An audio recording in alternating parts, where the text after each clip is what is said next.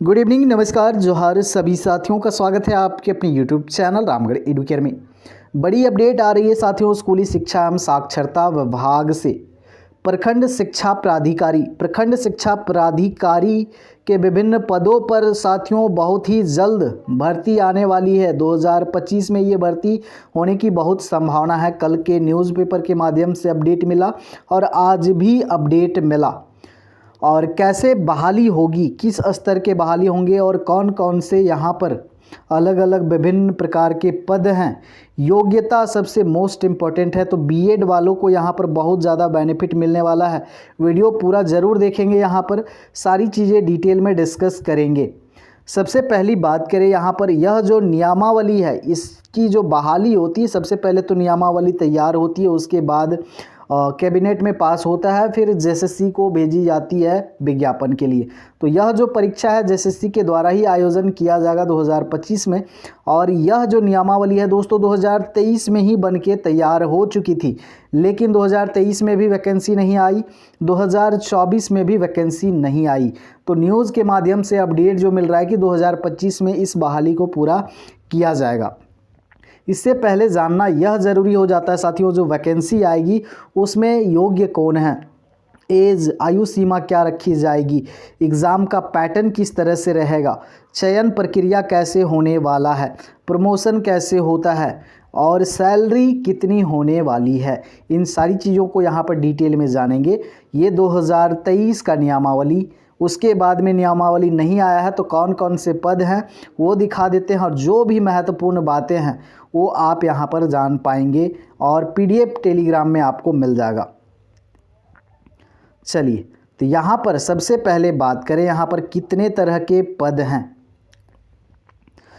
कोटि 1 में दोस्तों प्रखंड शिक्षा पदाधिकारी अवर विद्यालय निरीक्षक भी कहा जाता है, और यहाँ पर 9300 से 34,800 रखा गया। ग्रेड पे 4200 का है, लेवल 6 का ये जॉब है। वहीं सहायक शिक्षा अधीक्षक का देखें तो यहाँ पर देखें ग्रेड पे जो है 4600 का, लेवल 7 है, और ये ग्रुप बी में आते हैं। ये जो जॉब्स हैं आपके कैटेगरी बी में, चलिए यहाँ पर बहुत हैं।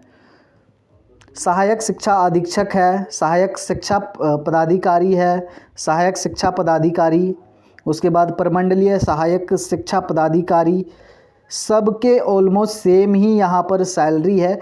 लेवल चेंज है, ऊपर देखिए आप लेवल 6 था, 7 था, कुछ पोस्ट के लिए यहाँ पर लेवल 8 भी है।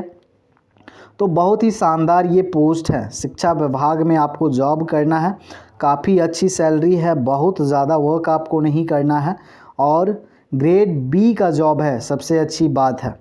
चलिए, नियुक्ति की प्रक्रिया की बात करेंगे। यहाँ पर नियुक्ति प्रक्रिया जो है आपकी, सबसे पहले जेएसएससी के माध्यम से आपका रिटन एग्ज़ाम लिया जाएगा, और रिटन एग्ज़ाम जो होगा उसमें 3 पेपर होंगे, वो डिस्कस करेंगे एग्ज़ाम का पैटर्न। उसके बाद में सीधा आपका मेरिट बनकर तैयार हो जाएगा साथियों। डॉक्यूमेंट वेरिफिकेशन के बाद सीधे नियुक्ति ली जाएगी। बने रहेंगे आप, यहाँ बहुत सारी चीज़ें डिटेल में है तो डिटेल में ज़्यादा जाएंगे नहीं। सीधी भर्ती द्वारा नियुक्ति, यहाँ पर योग्यता की बात करेंगे जो कि अति महत्वपूर्ण है। कोटि 1 मूल कोटि में जो पद हैं, अलग अलग प्रकार के पद हैं, उनमें क्या योग्यता होनी चाहिए, तो इतना आप जान ले। न्यूनतम योग्यता जो होना चाहिए आपका स्नातक होना चाहिए, यानी कि ग्रेजुएशन होना चाहिए आपका 50% अंकों के साथ में। साथ ही साथ अगर आप स्नातक के जगह में अगर बीटेक किए हैं, बीबीए किए हैं, एलएलबी किए हैं या फिर बीसीए किए हैं, तब भी आप एलिजिबल हैं यहाँ पर। लेकिन कंडीशन है कि 1 वर्षीय स्नातक बीएड होना चाहिए, या फिर अगर यहाँ पर 45% अंकों के साथ स्नातक है तो फिर भी आपको यहाँ पर 1 वर्षीय बीएड, जो इस संबंध में समय समय पर जारी किए गए राष्ट्रीय अध्यापक शिक्षा परिषद विनिमय 2002 के अनुसार उपरोक्त प्रशिक्षण सत्र 31/5/2009 तक सम्मिलित हो चुके हैं। 31/5/2009 से पहले अगर आपने किया है बीएड की डिग्री तो उस समय 45% अगर है स्नातक में तो भी आप योग्य माने जाएंगे। अब देखिए, यूजी के समकक्ष, स्नातक के समकक्ष आपका बीटेक होता है, बीबीए होता है, बीसीए होता है, एलएलबी होता है। इनके साथ अगर बीएड है तो आप योग्य हैं। बीएड यहाँ पर इम्पॉर्टेंट कर दिया गया है। अगर विशेष बीएड किए हुए हैं, स्पेशल बीएड किए हुए हैं तो भी आप योग्य है साथियों। बीएससी बीएड किए हुए हैं, बीए बीएड किए हुए हैं, या फिर 4 वर्षीय बीएड किए हुए हैं तो भी आप योग्य हैं। बीएड को यहाँ पर वैल्यू दिया गया है। इम्पॉर्टेंट यहाँ पर बात करेंगे परीक्षा की संरचना। तो यहाँ पर देखिए 3 पेपर होंगे आपके, तीनों पेपर को यहाँ पर समझ ले आप। पहला जो पेपर होगा परीक्षा में साथियों, जिसमें आपका भाषा से संबंधित होगा, जनजातीय या क्षेत्रीय भाषा कोई भी आपको लेना है। जो भी आपका क्षेत्रीय भाषा या जनजातीय भाषा है, जिस तरह सीजीएल एग्ज़ाम में या और जो भी एग्ज़ाम हो रहे हैं एसएससी के माध्यम से, उनमें पहला पेपर जो रहता है लैंग्वेज का होता है। तो कोई भी लैंग्वेज आपको चयन करना है जो कि आपका 100 अंक का रहेगा, ठीक है। उसके बाद में दूसरा पेपर जो होगा आपका सामान्य अध्ययन जनरल स्टडीज़ एंड कंप्यूटर योग्यता से संबंधित 100 सवाल पूछे जाएंगे द्वितीय पाली में।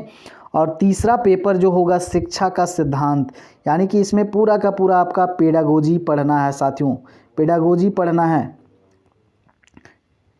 शिक्षण के सिद्धांत, टीचिंग मेथड्स, कैसे पढ़ाना है, सारी चीज़ें आपको पढ़नी है। सीडीपी ये भी 100 अंकों का, टोटल यहाँ पर 300 अंकों का यह परीक्षा होने वाला है। नेत्र दिव्यांगों के लिए परीक्षा अवधि में अतिरिक्त 30 मिनट का समय दिया जाएगा। तो जो दिव्यांग अभ्यर्थी रहेंगे उनके लिए 30 मिनट्स एक्स्ट्रा दिए जाएंगे। चलिए, परीक्षा का कठिनाई स्तर स्नातक स्तरीय होगा। प्रश्न जो हैं एमसीक्यू होंगे, बहुविकल्पीय होंगे। मिनिमम एज जो रखा गया है वो रखा गया है 21 वर्ष, और इससे ऊपर हैं तो आप भर सकते हैं, 21 साल से ज़्यादा होना चाहिए। मेरिट लिस्ट का निर्माण जो होगा दूसरा और तीसरा पेपर में जो अंक आपको प्राप्त होंगे उनसे मिला जाएगा। पहला पेपर जो है आपका क्वालिफाइंग है, जो रखा जाएगा न्यूनतम अर्हतांक लाना अनिवार्य हो गया, यानी कि जेएसएससी के द्वारा जो मिनिमम क्वालिफिकेशन रखा जाएगा, जैसे 30% रखा जाता है, तो 35% लाना है तब आप क्वालिफाई होगे। तो ये जेएसएससी डिसाइड करेगा अपने विज्ञापन में। तो पहला पेपर सिर्फ आपको क्वालिफाई करना है, मेरिट आपका बनेगा दूसरा और तीसरा पेपर में जो भी अंक आप प्राप्त करेंगे और उसी के अनुसार आपका चयन होगा।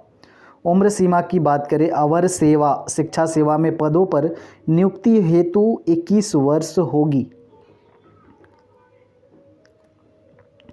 चलिए, अब यहाँ पर प्रोन्नति से प्रमोशन से रिलेटेड बातें हैं। प्रमोशन होगा, पहले आप बहाल तो हो जाए, उसके बाद आपका प्रमोशन होगा।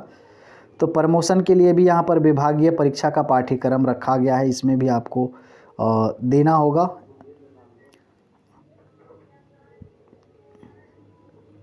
प्रश्न पत्र कहाँ से रहेंगे ये चीज़ यहाँ पर मेंशन किया हुआ है, तो ये बाद की बात है। वेतन वृद्धि, वेतन का वृद्धि भी होगा, तो ये सारी चीज़ें बाद की चीज़ें हैं। देखिए, प्रमोशन कितने समय में होगा। कोटि 1 से कोटि 2 में अगर आपको जाना है तो 8 साल बाद ही प्रमोशन आपका होगा। तो 8 साल जॉब करेंगे तभी प्रमोशन होगा आपका। चलिए, अब प्रमोशन में कौन कौन यहाँ पर शामिल रहेंगे सदस्य, उनका यहाँ पर डिटेल दिया है। तो यह नियमावली है, मैं आपको शेयर कर दूंगा। बाकी वैकेंसी जल्द ही आने की संभावना है। तो बीएड वालों के लिए ऑफ़र होगा ये, जो भी साथी बीएड कर चुके हैं उनके लिए बेस्ट अपॉर्चुनिटी मिलने वाला है। तब तक के लिए बने रहे हमारे साथ, धन्यवाद।